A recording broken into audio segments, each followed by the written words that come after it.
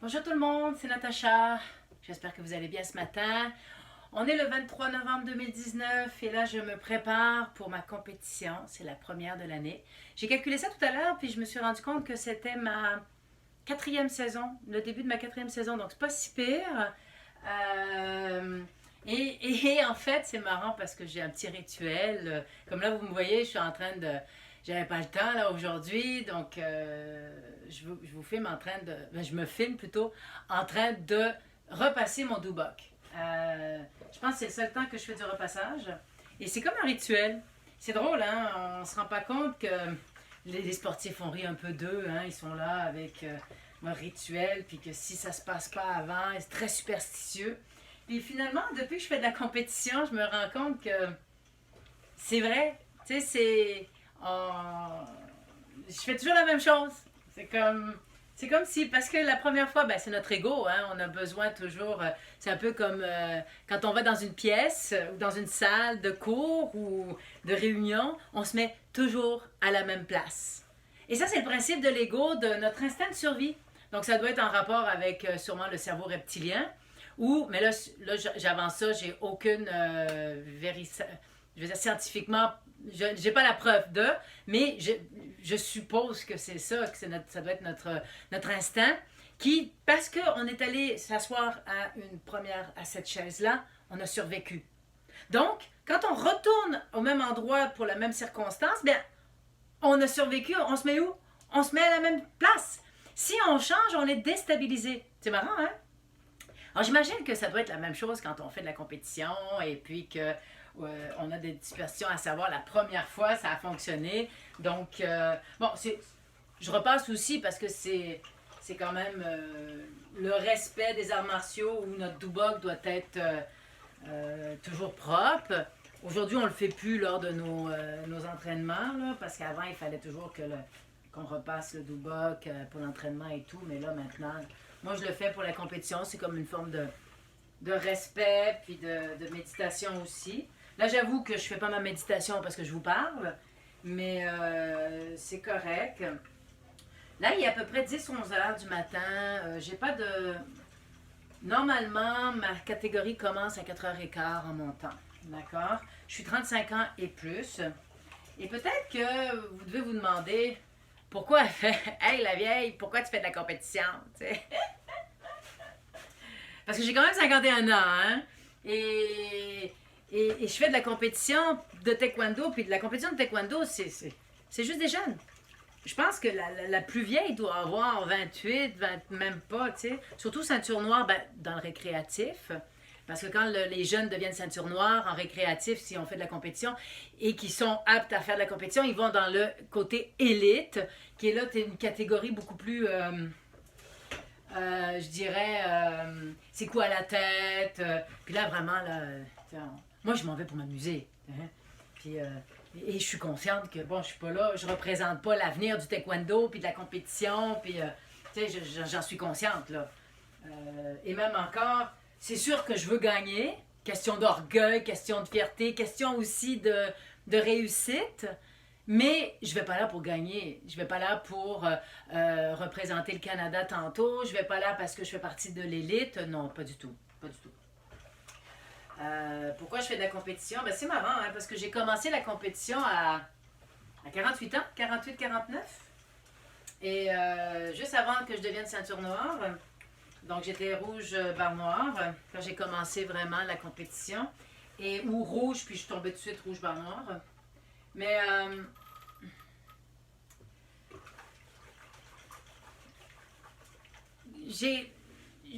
sur le coup, je voulais le faire parce que bon, je voulais me mettre au défi, je voulais me remettre athlète, je voulais. Puis avec l'expérience de la compétition, j'ai réalisé que c'était incroyable tout ce que on apprend. D'abord, il faut le faire, là.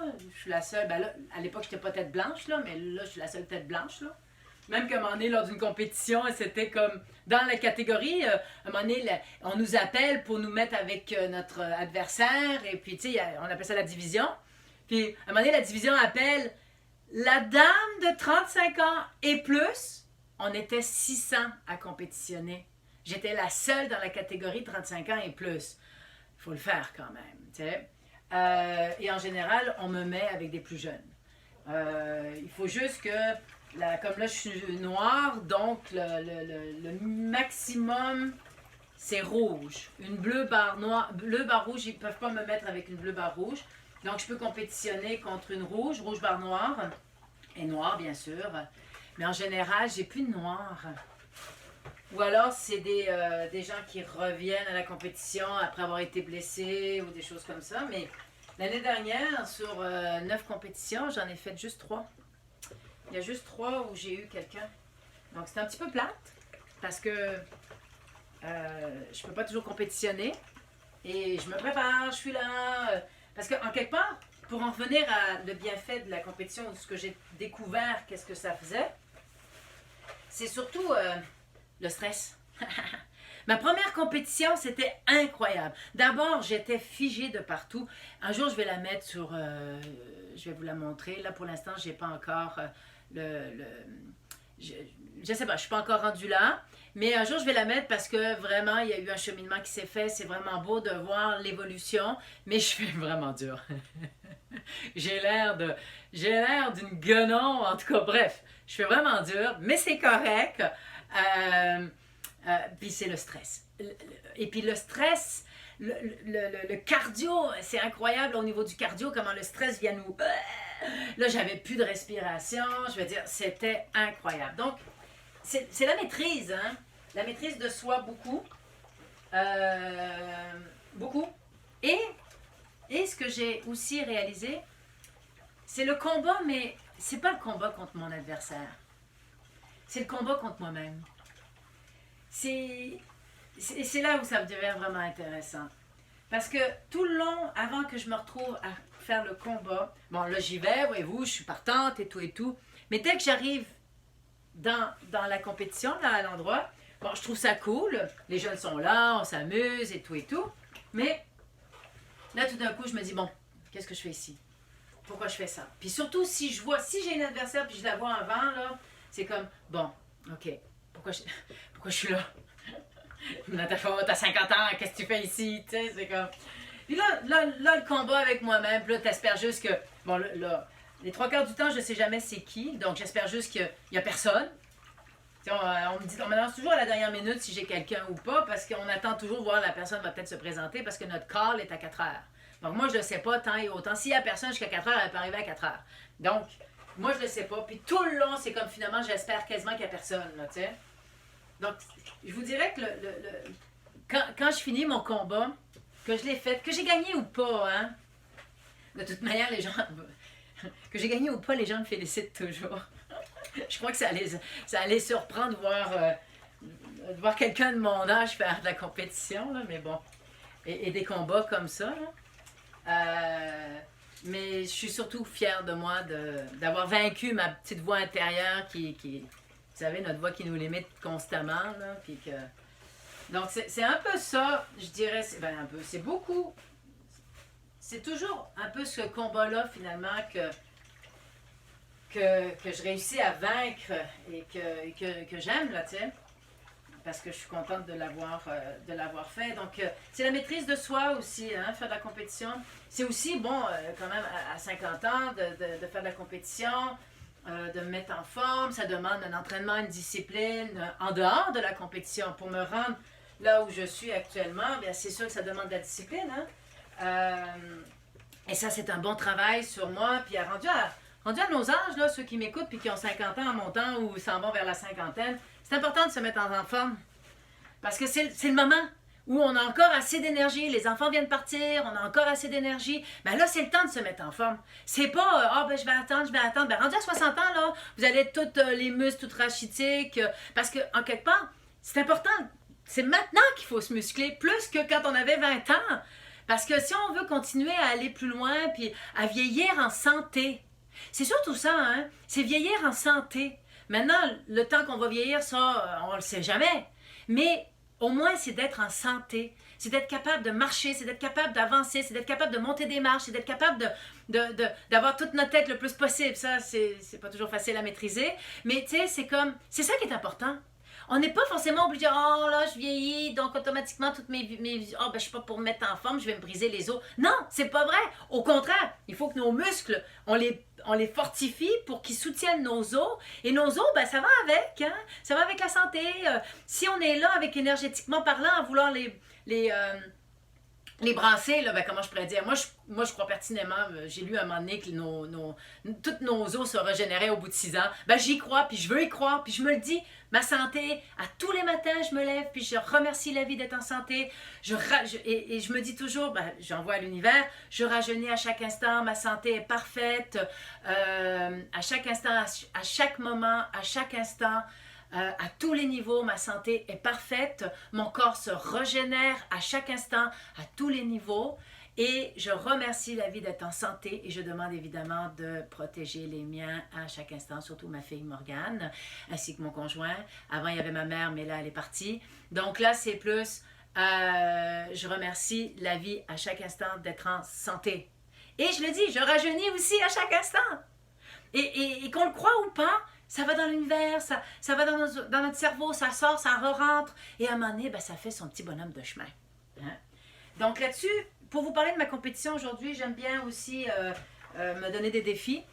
Et les défis, les derniers temps, c'est, regardez, bon, je vais vous dire honnêtement, compétition, on arrive, on est stressé, tout et tout, on fait toujours la même chose, surtout à mon niveau, là, tu sais, je veux dire, donc là, c'est pitchagui, à un moment donné, ça devient fatigant, puis j'aimerais ça, alors, depuis les 2-3 dernières compétitions que je fais, je m'oblige à faire des back kicks, des 360, même s'ils sont pas beaux encore. Donc moi, ce que je voudrais, c'est vraiment réussir à faire des enchaînements comme ça, back kick, 360, puis que ça soit beau. Tu sais, que je fasse comme, oh wow. Il y en a un, là, je l'ai mis sur Internet, sur mon site. J'ai fait un back kick, là, il est beau. La tête, elle tourne bien, mon corps, il est beau, la jambe, elle est droite. Donc là, c'est comme, wow. Puis je l'ai fait en pleine compétition, en plein stress. Donc ça, là-dessus, je suis hyper contente. Et toujours de continuer à écouter mon... C'est pas facile non plus, hein, écouter le coach. Parce que le coach est là pour t'aider à faire des... il va être là, OK, fais pitchagui, parce que lui, il voit qu'est-ce que tu peux faire. Moi, j'avoue que je réfléchis pas. Hein. Je fais mon combat, je réfléchis à rien. Et des fois, il faut réfléchir au niveau stratégique. Hein. Puis moi, là... Donc, j'ai appris, au début, tu n'entends rien. Les premières compétitions, j'entendais rien. Mon coach avait beau crier. J'en avais une, un moment donné, Naomi, qui m'a coachée. Elle criait, elle hurlait, je l'entendais même pas, tu sais. Même qu'à un moment donné, j'entendais, mais c'était l'autre coach. Le coach de mon adversaire. Puis je l'écoutais lui, donc ça avait... Parce qu'on tourne en rond, puis à un moment donné, il était derrière moi. Puis je pensais que c'était mon coach. Bref, hein. Donc là, les dernières compétitions, je commençais à l'entendre plus et à l'écouter. Là, après, c'est d'être assez rapide pour, à la commande, tu sais, que le cerveau soit pas là, puis dire... OK, ils viennent me dire ça, donc ça serait le temps que je fasse un... Il est déjà trop tard. Donc moi, dès que j'entends pitchagui, il faut tout de suite comme... OK, pitchagui, que je réfléchisse pas et que je fasse mon pitchagui. Hey, pas facile. C'est pas facile. Donc, c'est ça mon défi que je me donne aujourd'hui. Toujours, évidemment, de gagner contre moi-même. Ça, c'est ma plus grande victoire. À chaque fois, c'est ma plus grande victoire. Parce que je peux refuser de faire un combat n'importe quand. Là. Moi, c'est récréatif, là. Je vais avoir juste perdu mon argent, puis c'est tout, là. Donc je vous dis, c'est un combat constant contre mon côté reptilien, peut-être, contre le côté de l'instinct de survie. Mais je veux pouvoir me prouver quand même que non, je suis capable. Je suis capable de le faire.